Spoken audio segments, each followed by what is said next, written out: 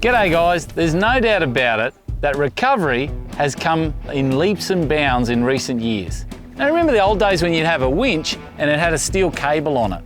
Now the cable is not only heavy, but it can be dangerous when it breaks. Now in recent years, that technology is changing, and this is where the Boss Shackle comes in. So Carebus 4x4 have a set of Boss Shackles designed for use in recovery situations somewhere off the beaten track. Now the advantage of a soft shackle is there are no steel components. Now what it is, it's a simple and effective way of joining a kinetic rope or a snatch strap to your vehicle's recovery point. It's safe, it's lightweight, floats on water. What else do you want?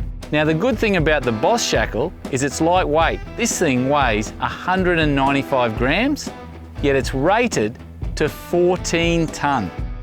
Having tested these out in the bush, there's no doubt about it, they are a practical piece of recovery equipment.